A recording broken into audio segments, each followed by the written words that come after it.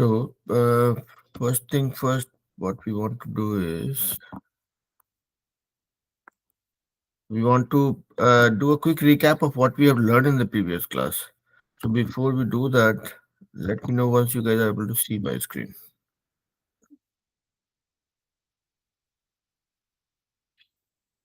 आप लोगों को मेरा स्क्रीन दिख रहा है?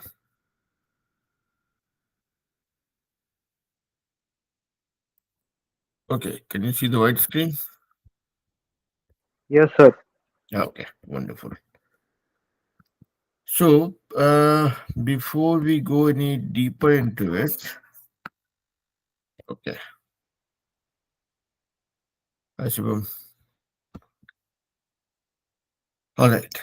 So, पहले तो we will start with the next chapter because in the previous class we finished the chapter called motion, where we talked about motion, understood different concepts, different speed, motion, velocity, whatnot, and then we talked about the laws of motion. तो आज जो है हम लोग एक नया chapter start कर रहे हैं which is called gravitation and जैसे आप लोग जानते होंगे उसको हिंदी में बोलते हैं गुरुत्वाकर्षण. तो before we start this chapter एक काम ये करना चाहिए हम लोग को. Will just do a quick recap of the three laws of motion because ये थ्री लॉज ऑफ मोशन जो है ना अब हमारे साथ चिपक गया है. This will stay with us for much longer time. तो if you guys don't mind I would want one of you to do a recap and tell me what are those three laws of motion. And again, in simple terms, I don't want any memorized version of it. मुझे सिर्फ बताइए कि three laws of motion क्या क्या है, अगर आप लोग को याद है तो. नहीं तो फिर मैं बताऊंगा फिर से. बट द क्रक्स इज कि हमको ये थ्री लॉज ऑफ मोशन हमारे साथ चिपका रहेगा. चलिए कौन बोलना चाहते हैं? आलोक बोलिए. In simple terms. Okay, I mean doesn't have to be Simple repeat. terms, sir. हाँ हाँ बिल्कुल, जो याद Okay, रहे. okay. So the first law is states that if we don't do anything, like don't apply any force, an object which is traveling in a straight line will remain as it is, and object is at rest, it will remain at rest. It is called the law of inertia. Right.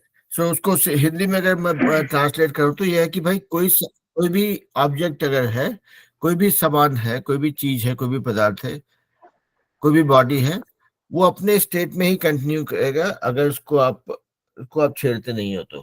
जो चल रहा है वो चलता रहेगा आप same speed से, अगर उसको उसके ऊपर कोई बल नहीं लग रहा है तो. और रुका हुआ है तो रुका ही रहेगा. That's what Alok mention. हाँ आलोक. अंकित कुछ बोलना चाह रहे हैं? आप कुछ ऐड करना चाह रहे हैं? नो सर, हम भी बोलेंगे 3 नियम. ओके ठीक है. तो चलिए दूसरा नियम आप बोल दीजिए Ankit. Yes sir. Second. Hmm. किसी वस्तु पर लगने वाला बल उसके द्रव्यमान और त्वरण के गुणनफल के बराबर होता है. इसे संवेग या त्वरण का नियम भी कहते हैं. Okay. So that is again उसको अगर अंग्रेजी में ट्रांसलेट करें तो विल से जो किसी पर the force is equal to mass into acceleration. If I can put that in a very simple terms. तो किसी Yes, वस्तु के sir. ऊपर लगा हुआ बल उसके मास, हाँ मास एक्सेलरेशन त्वरण के गुणनफल के बराबर होता है. ठीक है. How about the third one? Third Alok you May want I to say say, it? Shivam you want to say? कोई तो बोलिए. हाँ May I बोलिए. say, sir? या बिल्कुल Uh, बिल्कुल go ahead. third law of sorry, third law of motion is action reaction law, which is, we can say, it's like karma.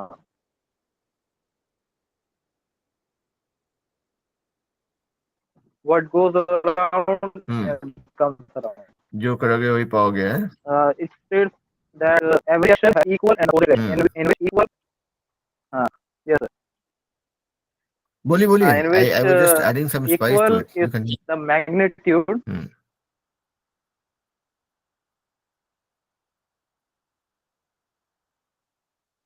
Hmm. Yes, sir. I was trying to say that. In which the equal states the magnitude of the action opposite is its direction. It means that Hmm. if we apply Hmm. force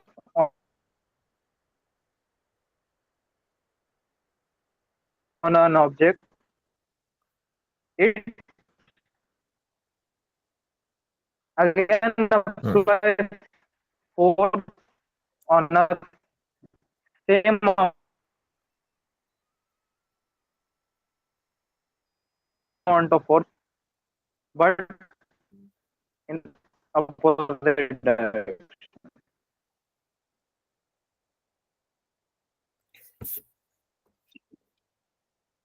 sir Ankit, आप इसको बोलना चाहेंगे हिंदी में? That's all. Yes sir. Okay, Ankit बोलिए, हिंदी वाला version में बोल दीजिए and then we will start with the next chapter. जब दो वस्तुएं एक दूसरे पर क्रिया करती है तो वे एक दूसरे पर बराबर परिणाम और विपरीत दिशा में बल लगाती है, या इसे क्रिया प्रतिक्रिया का नियम भी कहते हैं। ग्रेट। जितना मुझे याद है, जब मैं आप लोग के एज में था तो था फॉर, इसको बोलते थे हर क्रिया के विपरीत और बराबर प्रतिक्रिया होती है, right? That is what I remember Yes, still, sir. But हाँ ओके। तो चलिए अभी हम लोग आगे बढ़ते हैं and this was very important to do a recap because इसका जरूरत भी हमको पड़ेगा। Will end up applying this one. So when we say gravitation, गुरुत्वाकर्षण, तो इसको we have experience in every part of our life, right? मतलब किसी ने हाथ खड़ा किया, या लोग बोलिए। Sir, have we studied about momentum, sir, in our previous class? I think not. Okay, that's fine. We'll figure it out. It's a just mass into velocity, right? Nothing big. Yes, sir. We can catch up on that one. So चलिए, अगर नहीं भी किया तो अच्छा है, let it be a surprise element. मैंने इसलिए सभी बच्चों को बोला था भाई क्लास करने के बाद में एक्सरसाइज कीजिए, जब एक्सरसाइज करेंगे तो पता चलेगा कि सर ने क्या छोड़ा था। तो चलिए, momentum is left out. I would leave it for kids for now. जब एक्सरसाइज करने के बाद दो चार लोग कंप्लेन करेंगे कि सर मोमेंटम नहीं पढ़ाया, तो फिर मोमेंटम पढ़ लेंगे, इसमें क्या है, ठीक है?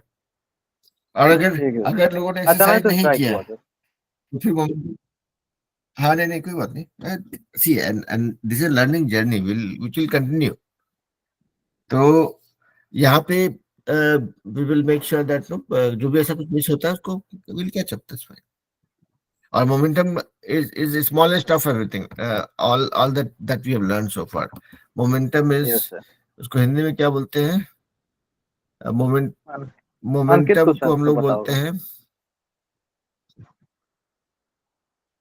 अंकित मोमेंटम को क्या बोलते हैं? चलिए इसको सब सर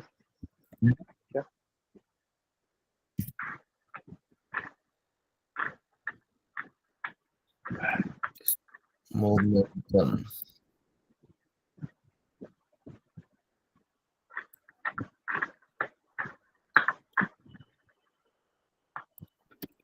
सेकंड लोग लॉस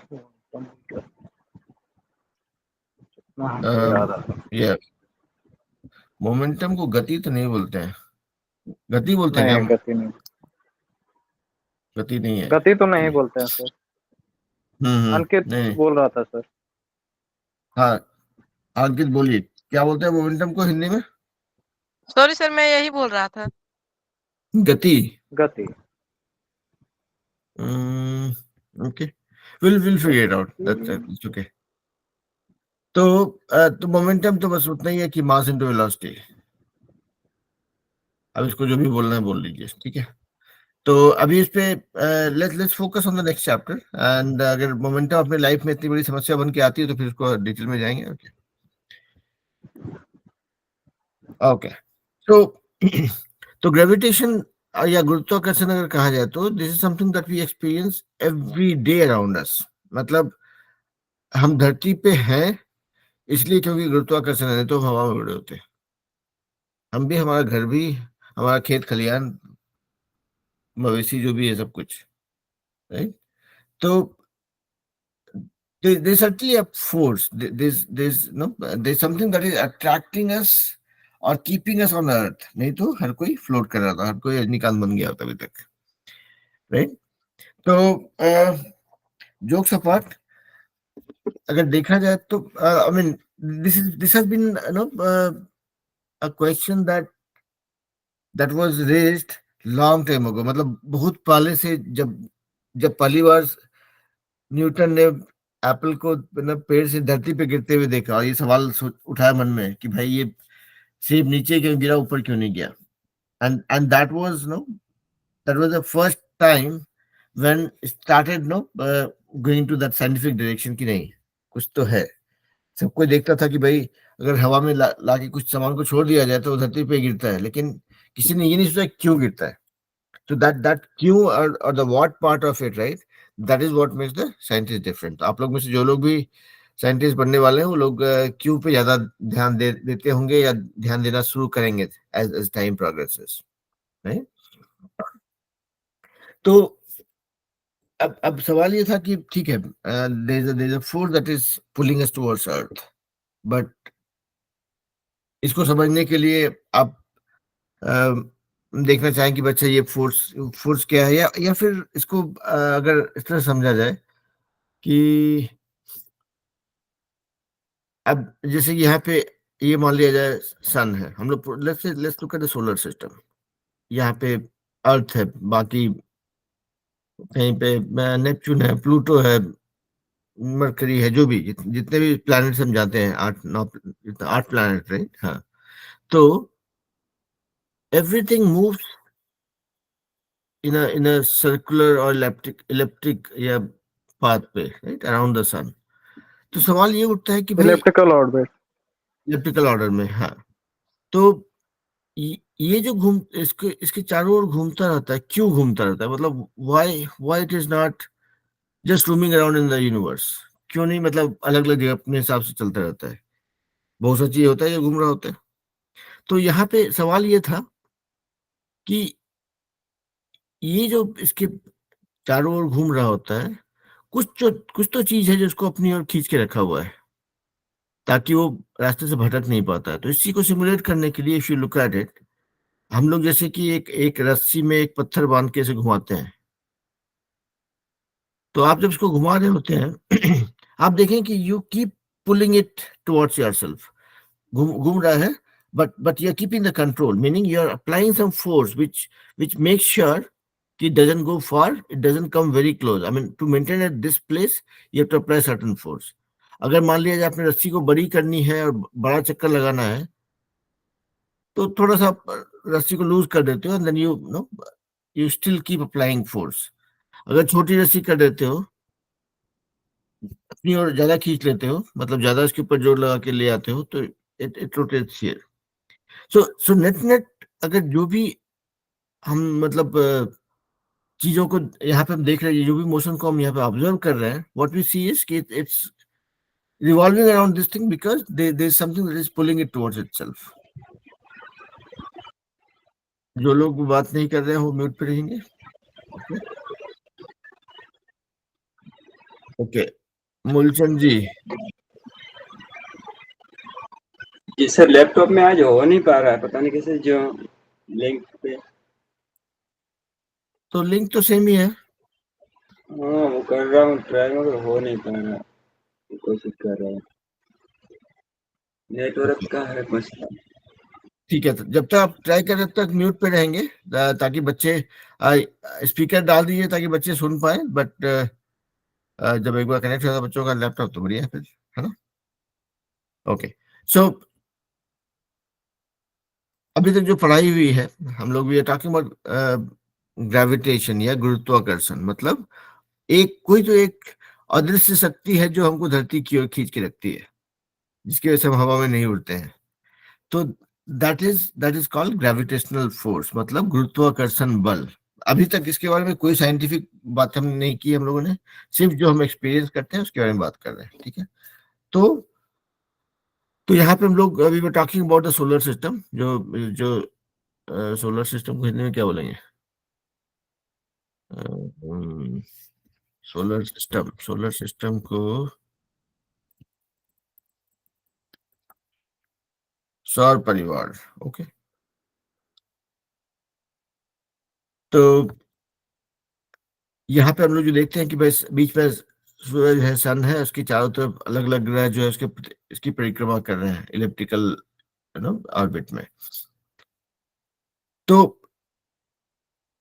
ये जो इसकी कक्षा है इसको इलिप्टिकल ऑर्बिट इसलिए बोल रहा हूँ, तो आप लोग जानते ही होंगे कि ये सर्कुलर, ये है इलिप्टिकल, जो अंडे के शेप से थोड़ा मिलता जुलता है। ठीक है, तो सूरज यहाँ है पड़ा हुआ और इसके चारों तरफ अलग अलग ग्रह परिक्रमा कर रहे होते हैं। तो ये इसलिए परिक्रमा कर रहे होते हैं क्योंकि इसको छोड़ नहीं रहा सूरज। सूरज बोल रहा है कि भैया तुमको जाने दूंगा नहीं। इसके ऊपर एक जोर लगा के रहता है, इसके ऊपर एक इसके बीच में एक फोर्स रहता है। तो दैट मेक श्योर कि it doesn't change its orbit, it doesn't go far, it doesn't go elsewhere. ये वही चीज हम लोग करते हैं कि एक रस्सी में पत्थर बांध के घुमाते हैं, तो इस रस्सी के द्वारा हम इसके ऊपर बल लगाते हैं भाई कि पत्थर जो है किसी कहीं और नहीं जाए, मेरे कंट्रोल में रहे। तो same way it works. So this is just an example. तो अब जो है थोड़ा सा इसको let's try to relate that with, अब ये यहाँ पे देखिए, अगर मान लिया जाए कि ये हमने अभी अभी ग्रेविटेशनल फोर्स को थोड़ा साइड में रखते हैं, विल कम टू दैट। अब यहाँ पे मैंने कहा कि इस पत्थर को इस ऑर्बिट में घुमाने के लिए एक बल लगा के हम उसको रोक के रखते हैं। भाई हम एक जोर लगा रहे हैं ताकि ये पत्थर छूट के हवा में उड़े नहीं और या फिर जमीन पे गिरे नहीं। ठीक है, तो यहाँ पे we have to again go back to the point before I say so कि बल लगाना पड़ता, लेकिन कितना? एक 2 ग्राम का पत्थर को घुमाने के लिए जितना बल लगेगा और 200 ग्राम के पत्थर को घुमाने के लिए जितना बल लगेगा वर्सेस 5 किलो का पत्थर को उसी रस्सी में बांध के घुमाने के लिए कितना बल लगेगा? How do you figure it out? That is where Newton's law of motion comes into play. कि भाई कितना बल लगेगा वो डिपेंड करेगा कि मास कितना है और किस एक्सेलरेशन से घुमाना चाह रहे हैं। अगर आप मान लिया कि बहुत हल्का सा सामान है, बहुत कम, बहुत लाइट वेट थिंग है, ऑब्जेक्ट है, अगर तो उसका उसका मास कम रहेगा तो आपको ताकत भी कम लगाना पड़ता है। That is very much relatable right, कि अगर आपको भारी चीज को घुमाना है तो ज्यादा ताकत लगेगा, हल्का चीज को कम ताकत लगेगा। एक्सेलरेशन इज ऑल्सो इम्पोर्टेंट, कि अगर आप उसका तेज स्पीड को बढ़ाते जा रहे हैं, बढ़ाते जा रहे हैं, you want to keep on increasing the speed at which you are rotating it. अगर इसका वेलोसिटी या स्पीड को बढ़ा जा रहे हैं, अगर मतलब एक्सेलरेट कर रहे हैं, तो ऑब्वियसली आपको ज्यादा ताकत लगाना पड़ेगा। So this is where you can relate it with Newton's second law of motion, जो हमने पिछले क्लासेस में किया था। तो अभी तक जो है we have not learn anything new, we are just trying to relate कि भाई ठीक है, धरती पे हम क्यों गिरते हैं, धरती पे हम क्यों रहते हैं, क्योंकि धरती हमको अपनी ओर खींच रही होती है। There is a force that with which we are all pulled towards the earth. तो इसको अब जो ये जो पत्थर घुमाने वाला जो खेल हम लोग खेल रहे थे, अब ये समझिए कि धरती है। ठीक है, ये जो सरकमफेरेंस है, ये अब इसको थोड़ा साफ साफ कर लेते हैं कि भाई ये समझिए कि अपना अर्थ है। ठीक है, और जो फोर्स लग रहा है यहाँ पे सेंटर से लग रहा है। ठीक है, यहाँ पे कोई हम बाहर से देख नहीं पाते हैं कि जोर कौन लगा रहा है। समझिए कि धरती के सेंटर में, अर्थ के सेंटर में कोई अदृश्य ताकत है जो जो हमको अपनी ओर खींच रही है। तो ये आपके सेंटर पे बल लग रहा होता है। ठीक है, यहाँ पे हम बैठे हुए हैं, समझिए यहाँ पे हम धरती पे हैं, समझिए कि धरती घूम रही है, हम उसके साथ ही घूम रहे हैं और ये बल हमारे ऊपर लग रहा है। ठीक है, I mean just to relate.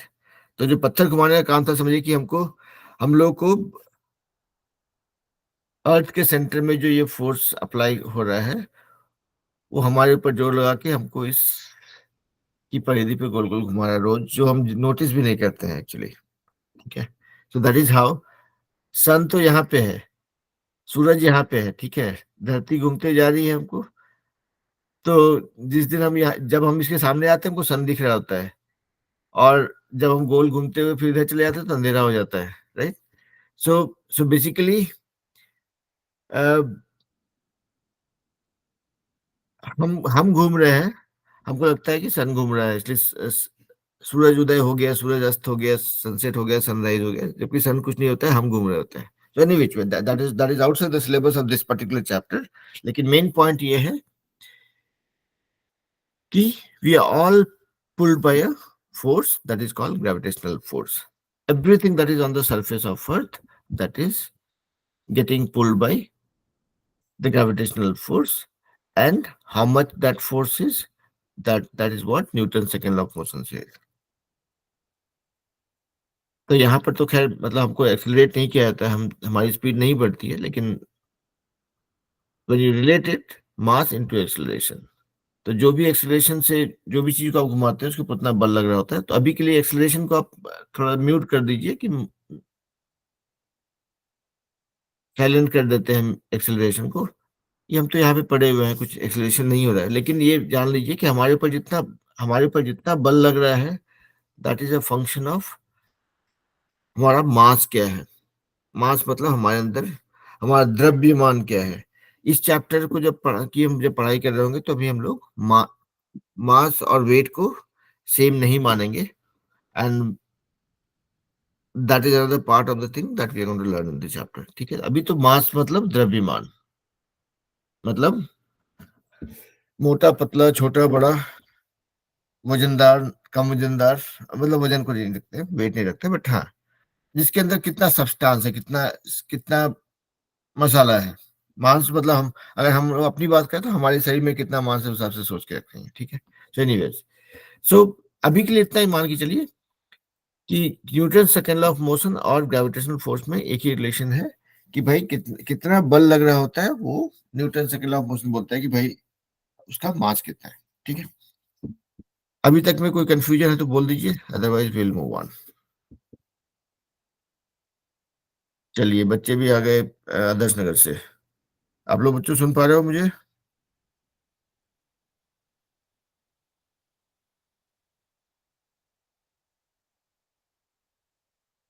Okay, laptop की समस्या लगता है अभी तक गई नहीं, ठीक है। चलिए, तो लेट्स मूव ऑन। तो अभी तक जो है, अभी तक अगर देखा जाए, सुन रहे हैं सर? बड़ा बढ़िया। तो चलिए आगे बढ़ते हैं फिर। तो अभी तक हम लोगों ने इस जो पढ़ाई की है वो ये है कि भाई धरती हमको अपनी ओर एक बल से खींच रही होती है, जिसके कारण से हम धरती पे हैं, वरना हम हवा में उड़ रहे होते हैं। हो सकता है कि उड़ करके धरती से उड़ करके नेपच्यून, प्लूटो या कहीं और कहीं पे भी जा सकते थे, लेकिन नहीं जा पाते बिकॉज धरती हमको अपनी ओर लगातार खींचती होती है, and that is called the force of gravitation, और गुरुत्वाकर्षण का बल, ठीक है। तो ये धरती है, हम यहाँ पे पड़े हुए हैं इसलिए क्योंकि धरती हमको अपनी ओर खींच के रखती है, और वो कितना कितना जोर से खींच रही होती है वो डिपेंड कर रहा होता है हमारे मास के ऊपर। तो हमने जो पहले क्लासेस में पढ़ा था Newton's law of three laws of motion, second law of motion बोलता है force equal to mass into acceleration, ठीक है। जहाँ पे मास होता है, हर एक ऑब्जेक्ट का अपना मास या द्रव्यमान, और एक्सेलरेशन होता है एक्सेलरेशन। तो अगर इसको हम लोग रिलेट कर रहे थे कि भाई अगर एक पत्थर को एक रस्सी में बांध के आप घुमाना चाहते हैं, कि उसको घुमाने के लिए कितना ताकत लगेगा, वो हमको न्यूटन जी बताए थे,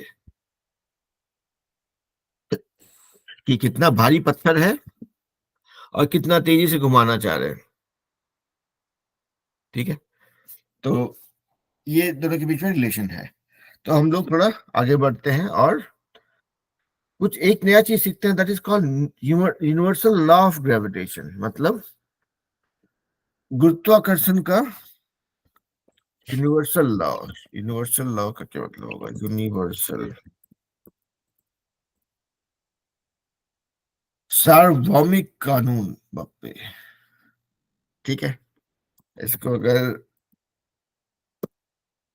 ऐसे लिखा जाए, सार्वभौमिक मतलब जो हर किसी को मानना ही पड़ेगा।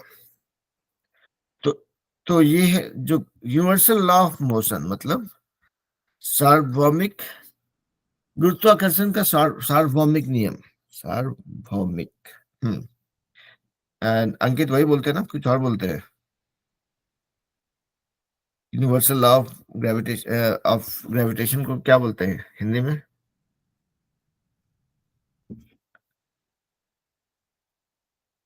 ओके, नहीं पता है सर। नहीं पता है, कोई बात नहीं। तो देखिए, तो अभी हम लोग जस्ट ब्रीफली टॉक्ड अबाउट कि गुरुत्वाकर्षण का नियम, सॉरी, गुरुत्वाकर्षण क्या होता है। जो धरती हमको अपनी ओर एक जोर लगा के खींच रही होती है, that is nothing but called force of gravitation, या गुरुत्वाकर्षण का बल। तो अब आप लोग जैसे लोग हल्के फुल्के लोग हैं, कम वजन वाले लोग, उनको धरती अपनी ओर कम ताकत से खींच रही होती है। मेरे से मोटा ताजा आदमी, उसको धरती ज्यादा ताकत लगा खींच रही होती है, जो कि हमको न्यूटन ने बताया था। ठीक है, force equal to mass into acceleration. तो एक्सीलरेशन तो अभी है नहीं कुछ भी, हम धरती पे पड़े हुए हैं। तो समझिए, इसको जस्ट रिलेट करने के लिए कि जितना वजन, जितना मास, उतना ज्यादा जोर लगा के धरती हमको अपनी ओर खींच रही है। ठीक है, अभी अगला चीज हम लोग सीखने वाले हैं, that is called universal law of gravitation. तो इसको ऐसे समझते हैं कि अगर कोई दो चीजें हैं, दो ऑब्जेक्ट है, दो वस्तु है, दो सामान है, दो बच्चे हैं, अ, दो दो बॉल, दो गेंद है, जैसे भी।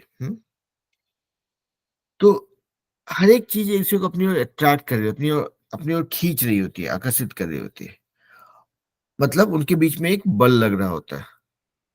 मतलब यूनिवर्स में अ, देखा जाए अगर, ये यूनिवर्स मतलब universe is a generic term, right? Universe को अगर यूनिवर्स, ब्रह्मांड, हाँ, कुछ तो एक वर्ड था जो महाभारत जब हम लोग देखते तभी सुना था, ब्रह्मांड। तो अगर अगर ब्रह्मांड में कोई भी चीज हो, मतलब कहीं पे भी कोई दो चीजें हो, वो एक दूसरे को अपनी ओर आकर्षित कर रही होती है। और कितनी ताकत से आकर्षित कर रही होती है, वो डिपेंड करता है इस नियम के ऊपर।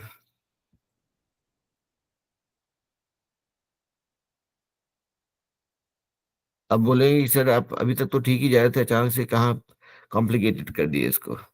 तो कॉम्प्लिकेटेड नहीं है, ठीक है। कोई भी दो चीजें अपने आप को कितना आकर्षित कर रही है, कितना जोर लगा रही है एक दूसरे के ऊपर, वो ये है जोर। वो डिपेंड करता है इस फॉर्मूला के ऊपर। अब इसको फॉर्मूला मत देखिए, इसको थोड़ा हिंदी में देखते हैं, मतलब इसको सिंपल भाषा में देखते हैं। This is the mass of one object, this is the mass of second object. ये पहला ऑब्जेक्ट है, ये इसका मास है, द्रव्यमान है। ये दूसरा ऑब्जेक्ट है, उसका द्रव्यमान है। और ये डी जो है, उसके बीच की दूरी है। तो इसको अगर अब इसको एक नॉर्मल भाषा में अगर समझा जाए, तो कहता है कि कोई दो वस्तुएं अपनी एक दूसरे के ऊपर कितना बल लगा रही होती है, वो डिपेंड करता है दोनों चीजों का मास या द्रव्यमान के ऊपर, और उनके उनके बीच के दूरी के ऊपर। तो इसको अभी थोड़ा सा और डिटेल में जाते हैं। डिपेंड करता है दोनों चीजों के मास के ऊपर और उनके बीच के दूरी के ऊपर। इसको ब्रेक करते हैं कि फोर्स डिपेंड करता है, या उसके इस अनुपात में होता है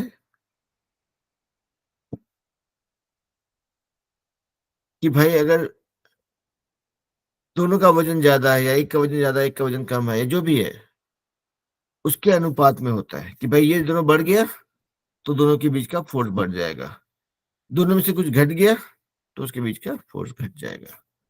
और इसके विपरीत समानुपात में होता है डी स्क्वायर।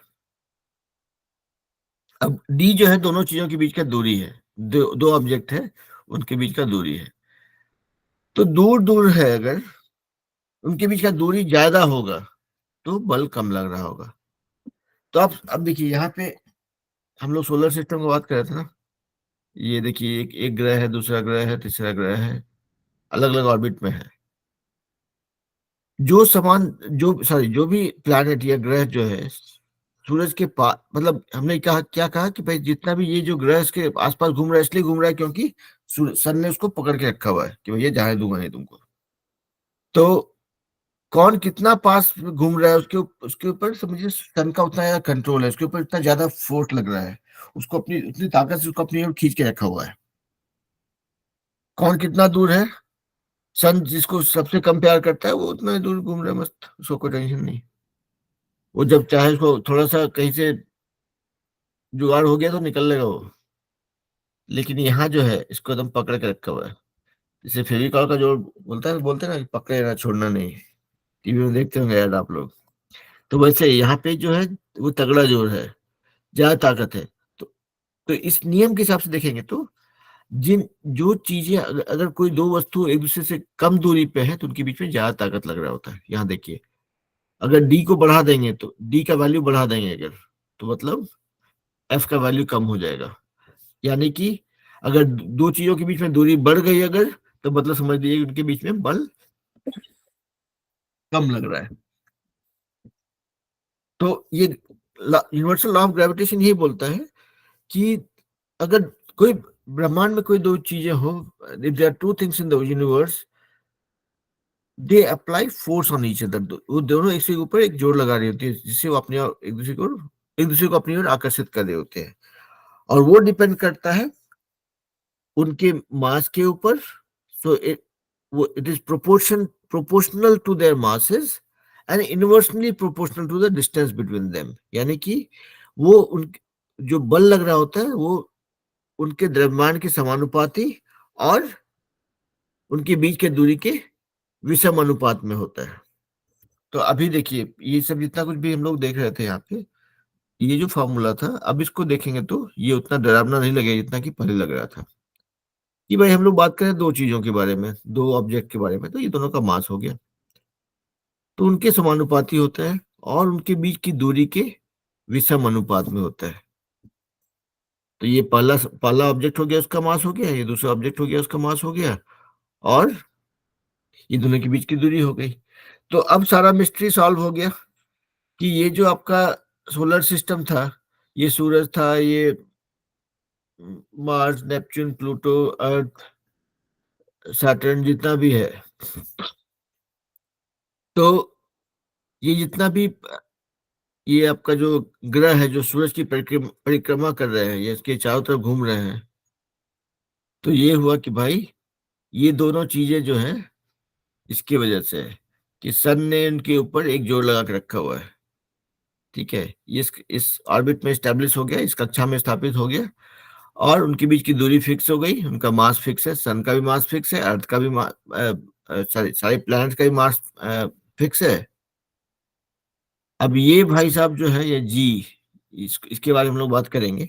बट अभी ये था कि भाई दो चीजें ब्रह्मांड में, धरती पे, हवा में, आकाश में, कहीं पे आप सोचिए, यूनिवर्स में basically, if there are any two objects they keep pulling each other with a force, and that force is proportional to their masses and inversely proportional to the square of the distance between them। यानी कि दो चीजों के बीच में जो जोर लग रहा होता है वो दोनों के मास के समानुपाती और उनके बीच की दूरी के विषम अनुपात में होता है।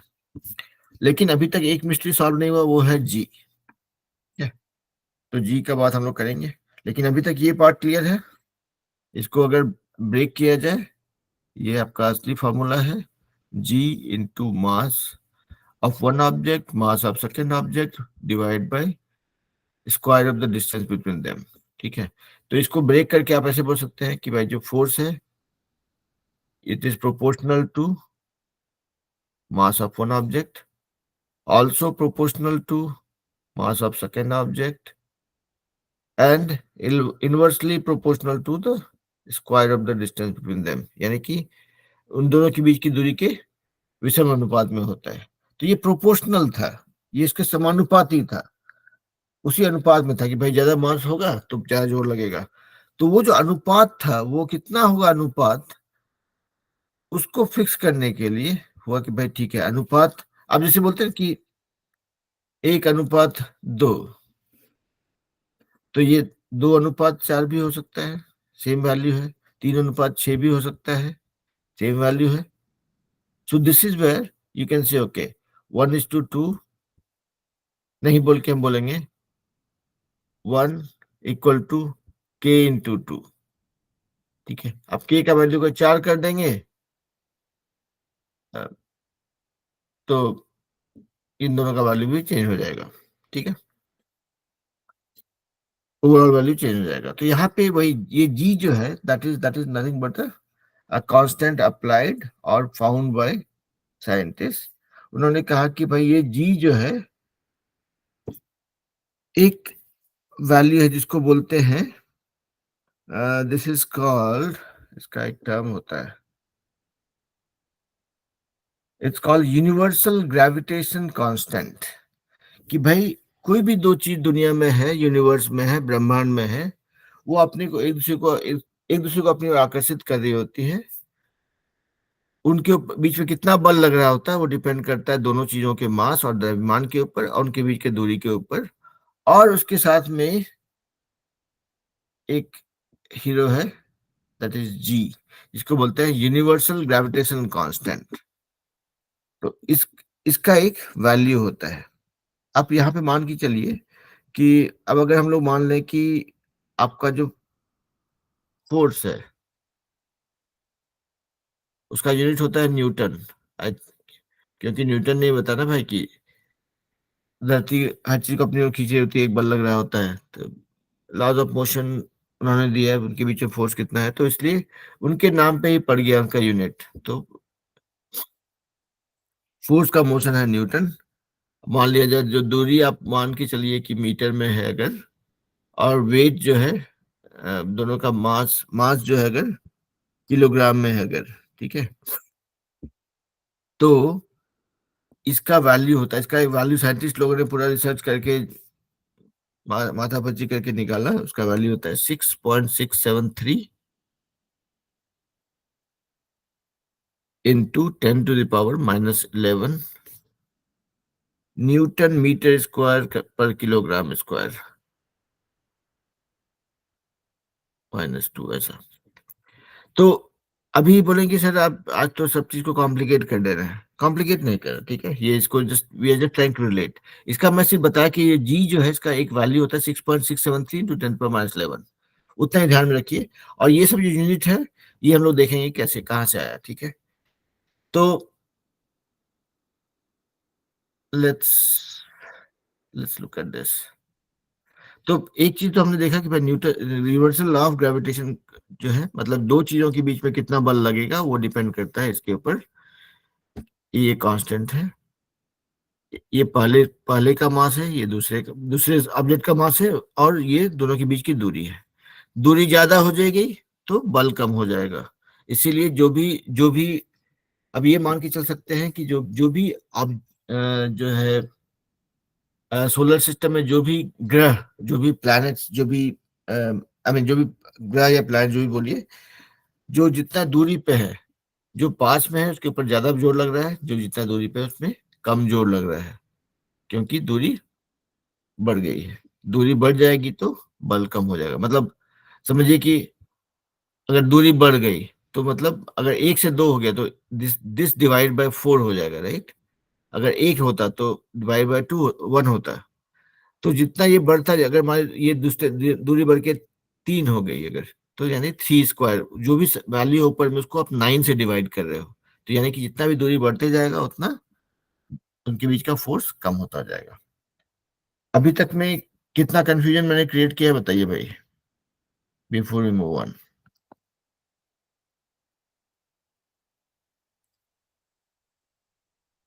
जो जो लोग कंफ्यूज हुए हैं हाथ खड़ा कीजिए, और I know there might be a reason for that. मैंने कुछ कुछ चीजें फटाफट बोल दी, तो अगर कुछ कंफ्यूजन हुआ तो बता दीजिए भाई। कोई कंफ्यूजन नहीं? आ जाओ संगे से बच्चे लोग, कोई कंफ्यूजन बेटा?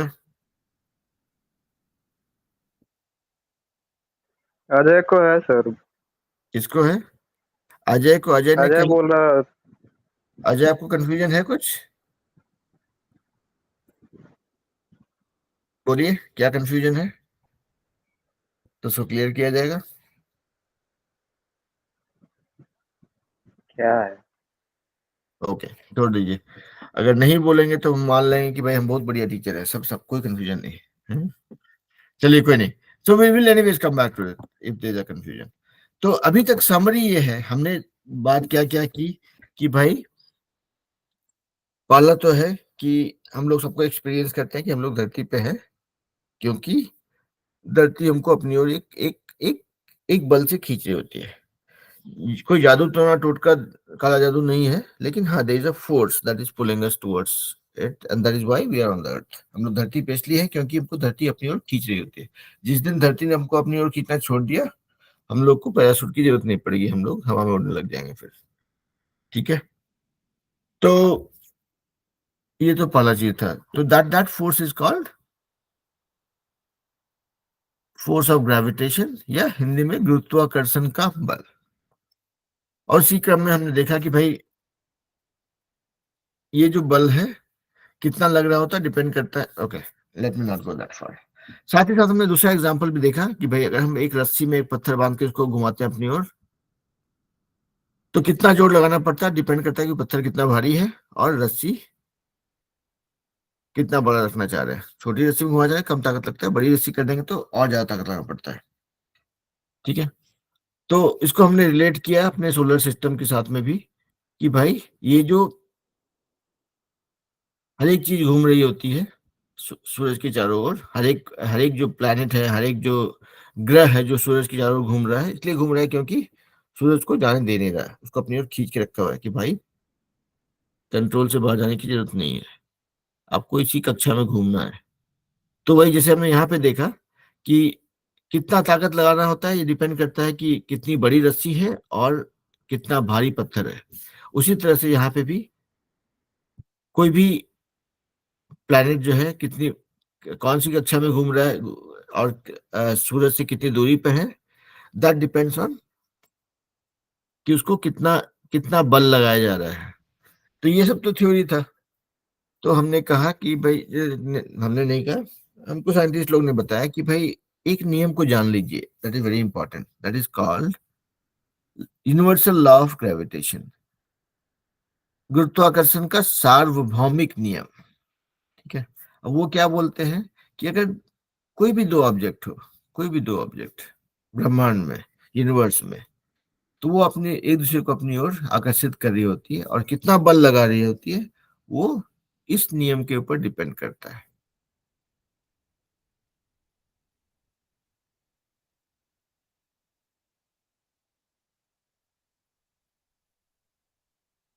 तो वो क्या है कि दोनों के बीच में ये दोनों दोनों चीजों का द्रव्यमान क्या है, मास क्या है, और उनके बीच की दूरी कितनी है।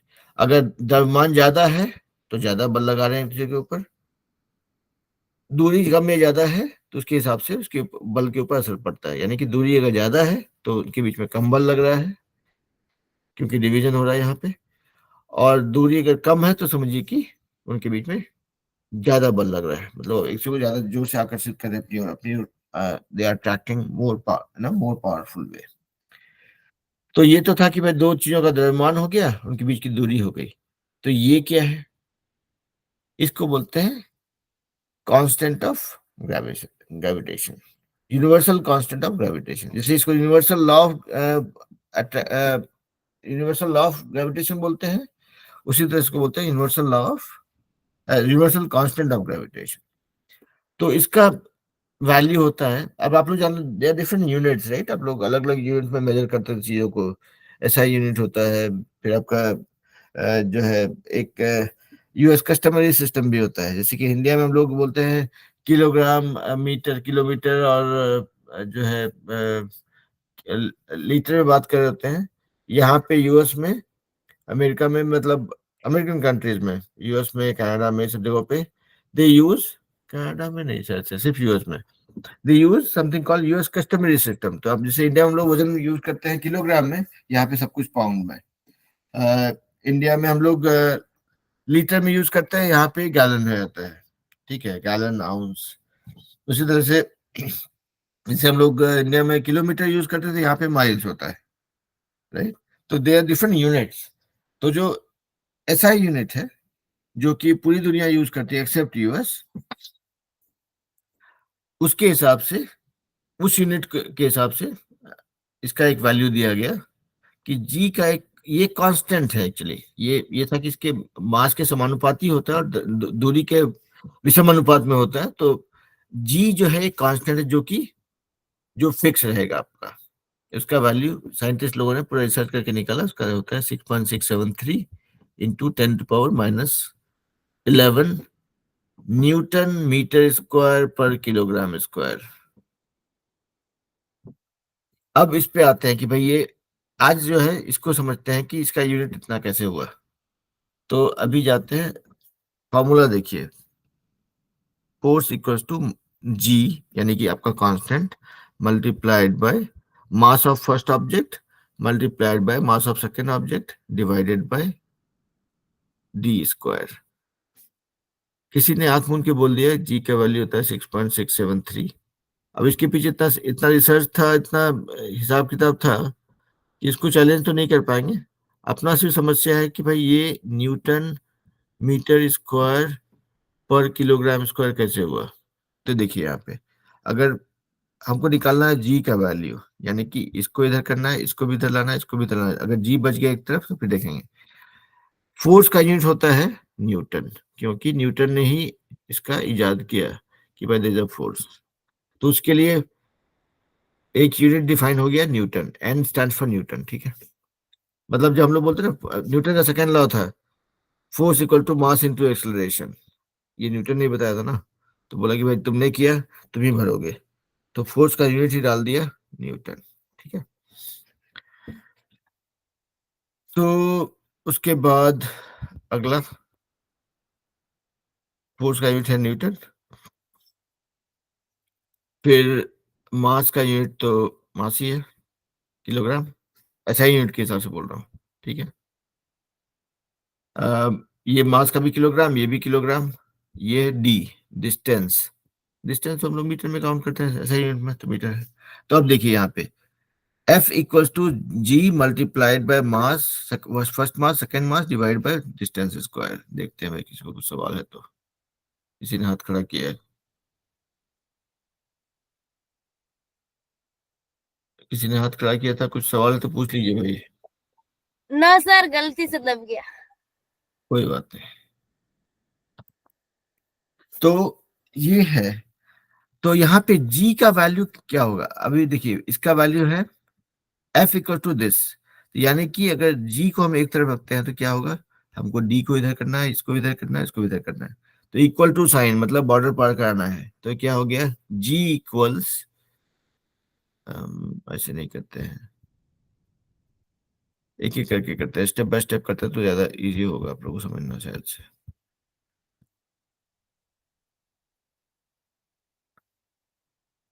ओके, तो F इक्वल्स, इतना गंदगी हो जाता है ना कि फिर सफाई करने के लिए, सफाई नहीं किया तो फिर कंफ्यूजन बढ़ जाएगा। देखिए फॉर्मूला ये है, फोर्स इक्वल टू जी यानी कि universal constant of gravitation G multiplied by mass of first object multiplied by mass of second object divide by D square.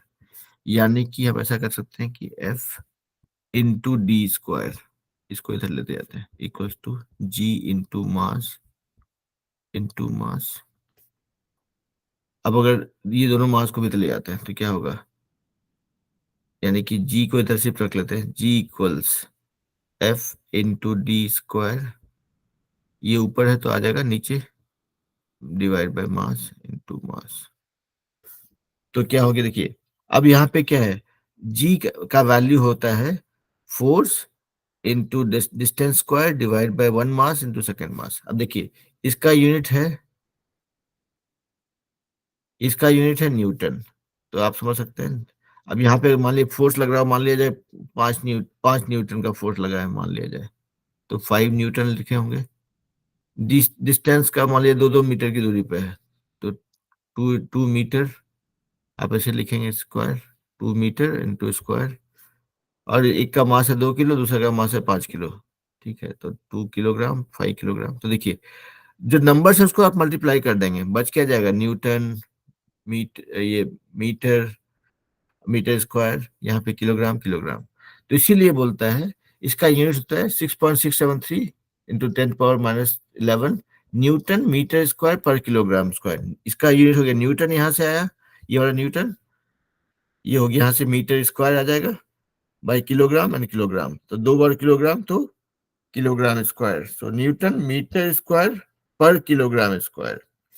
तो that is what I was trying to say कि G का value होता है 6.673। ये तो calculation scientist लोगों ने दिया तो उसको चैलेंज नहीं कर रहे हैं, लेकिन हम लोग सिर्फ समझने की कोशिश करें कि इसका यूनिट जो है Newton metre square per kilogram square कैसे हुआ।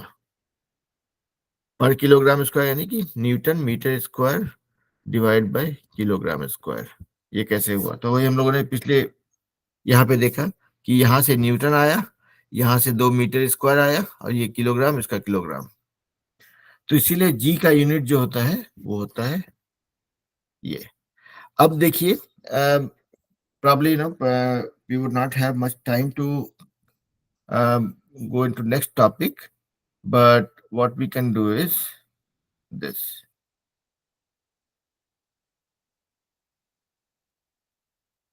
So अब इस पे हम लोग कुछ सवाल, अगर मान लिया आपको कोई बोलता है कि दो चीजें हैं, दो सामान है, एक का वजन है 2 किलोग्राम, दूसरा का वजन है 5 किलोग्राम, ठीक है, और दोनों एक दूसरे से 3 मीटर की दूरी पे रखे हुए हैं, तो बताइए दोनों इसके ऊपर कितना बल लगा रहे हैं। तो आपको पता है कैसे दो चीजें रखी हुई हैं, दो चीजें हैं, उनके बीच की दूरी इतनी है, आपको पता है दोनों के बीच का जो बल होगा या फोर्स होगा that is always the universal gravitational constant multiplied by mass of first object multiplied by mass of second object divided by square of the distance between them।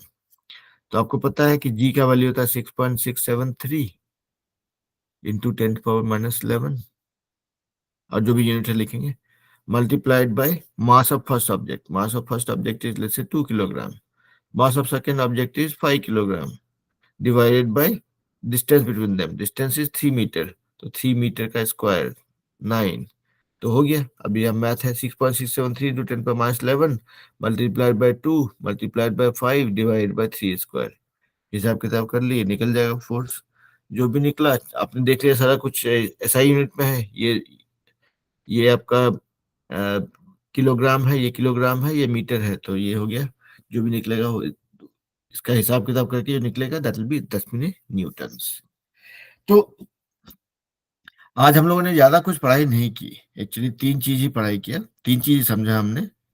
एक तो ये है कि हर ब्रह्मांड में कोई भी चीज है उसको, ब्रह्मांड तक नहीं जाता है, पहले तो हमने सीखा कि भाई धरती पे हर वो चीज जो धरती पे है वो इसलिए है क्योंकि धरती उसको अपनी ओर खींच रही है, एंड दैट इज कॉल्ड गुरुत्वाकर्षण का बल या फोर्स ऑफ ग्रेविटेशन। उसके बाद दूसरी चीज हमने देखी कि भाई हम लोग जब रस्सी को पत्थर को रस्सी में बांध के उसको घुमाते हैं, तो इसलिए घुमाते हैं या रस्सी घूमती है तब तक घूमती है जब तक कि हम उसके ऊपर बल लगा रहे होते हैं, यानी कि उसको बल लगा के उसको फोर्स लगा के उसको हम घुमा रहे होते हैं, that is how it works. तो अगर पत्थर का वजन ज्यादा हो या रस्सी की लंबाई बढ़ा दी जाए तो हमको ज्यादा फोर्स लगाना होता है। तो उसी क्रम में हमने सीखा there is something called universal law of gravitation, जो ये बताता है कि दुनिया में कोई भी चीज, धरती पे, ब्रह्मांड में, इस प्लैनेट पे, दूसरे प्लैनेट पे, एलियन के पास, कहीं भी जाइए, कहीं पे कोई दो चीजें हो अगर, तो वो एक दूसरे के ऊपर एक बल लगा रही होती है, वो बल जो है उनके अपने खुद के द्रव्यमान के समानुपाती और उनके बीच की दूरी के विषमानुपात में होता है, यानी कि उनका अगर द्रव्यमान ज्यादा हो तो ज्यादा जोर लगा रहे उसके ऊपर, दूरी अगर ज्यादा हो तो कम बल लगा रहा होगा, दूरी कम हो तो ज्यादा बल लगा रहा है। सिंपल राइट, कि अगर कोई चीज आपके बहुत पास में है तो आप उसके ऊपर ज्यादा जोर लगा पाते हो। मेरे घर में जो बच्चा है उसके ऊपर मैं ज्यादा जोर लगा सकता हूँ, जो बच्चा मान लीजिए मैं 5 घर छोड़ के है उसके ऊपर उतना मेरा कंट्रोल नहीं रहता, उसके ऊपर उतना फोर्स नहीं लगा सकते हैं क्योंकि दूरी ज्यादा है। तो बोलते हैं कि बच्चा हाथ से निकल गया, तो बच्चा हाथ से इसलिए निकल गया क्योंकि दूरी बढ़ गई तो उसके ऊपर ग्रेविटेशनल फोर्स कम लग रहा है, तो इसलिए बच्चा हाथ से निकल गया। वरना बच्चा हाथ से निकलेगा कैसे। तो ये था। और उसी में हम लोगों ने सीखा फॉर्मूला कि वो साइंटिस्ट लोगों ने वो बताया कि भाई ये जो जो दोनों के बीच दो चीजों के बीच में बल लग रहा होता है, जो यूनिवर्सल लॉ ऑफ ग्रेविटेशन बोलता है, उसका वही जो जो मास द्रव्यमान के समानुपाती और दूरी के भी समानुपात में होता है, उसका एक फॉर्मूला दिया गया कि force equal to G multiplied by d1 d2, sorry, G multiplied by mass 1 mass 2 divide by distance square. और जी जो है यहाँ पे that is called universal gravitational constant, सार्वभौमिक गुरुत्वाकर्षण का कांस्टेंट। अब कांस्टेंट को हिंदी में क्या बोलते हैं? देखिए, आप लोग पढ़ाई चक्कर में भी फंस जाते हैं। मेरी पूरी पढ़ाई हिंदी में हुई है, लेकिन क्या होता है कांस्टेंट? स्थिर, ओके, जो नहीं बदलता है, चर अचर जिसे बोलते हैं ना, उस टाइप से। तो ये अचर है, स्थिर है, ठीक है। तो हम लोग ने आज इतना ही कुछ सीखा है। बाद में हम लोग अगली क्लास में we will talk more about other things like, अभी तक तो हमने सिर्फ यूनिवर्सल लॉ ऑफ ग्रेविटेशन के बारे में सीखा कि भाई दो चीजें आप उसमें कितना जोर लगा सकती है। उसके बाद हम लोग सीखेंगे कि भाई गुरुत्वाकर्षण बल तो लगता है, तो कैसे काम करता है, फ्री फॉल क्या होता है, कैसे चीजें गिरती है, जो आपका ग्रेविटेशनल एक्सेलरेशन कितना होता है, क्या होता है, उसको कैसे डिराइव करते हैं, तो वो सब चीज हम लोग सीखेंगे। और आज इसी क्लास में आप लोग नोटिस किए होंगे कि अभी तक जो है हम लोग, मैं हमेशा बोलता था मास और वजन एक साथ बोलता था, लेकिन इस चैप्टर के बाद से अलग अलग बोलेंगे। वो भी क्यों बोलेंगे? That this chapter tells us. तो हम लोग जब इस चैप्टर को और पढ़ाई करेंगे अगले क्लासेस में, so that is when you will know कि why Alok was telling me that mass and weight are different and what is the scientific reason. तो अभी तक तो उसको मैं लेमैन्स टर्म में समझाने की कोशिश करता था कि भाई even if I agree that mass and weight are different, but अलग नहीं है, अलग नहीं, इसको अभी एक मान के चलते हैं क्योंकि they are relatable, they are still relatable, लेकिन जो एक्चुअल डिफरेंस है, साइंटिफिक डिफरेंस है, उसको हम लोग इस चैप्टर में ही पढ़ेंगे and then will relate to it. ठीक है, तो बस आज के लिए इतना ही था। कुछ कंफ्यूजन है तो पूछिए, अगर नहीं कंफ्यूजन है तो फिर 2-3 मिनट का ब्रेक लेकर के फिर इंग्लिश क्लास में चलेंगे।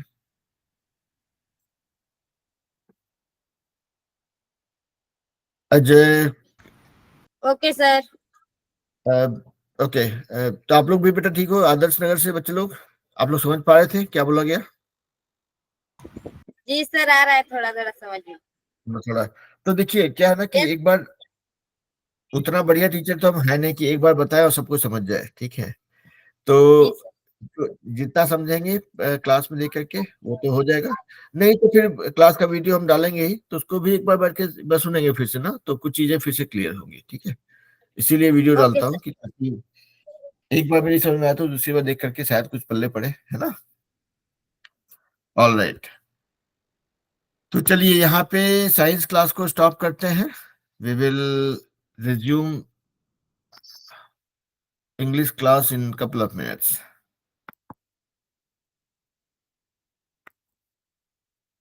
ये क्या हो गया इसको?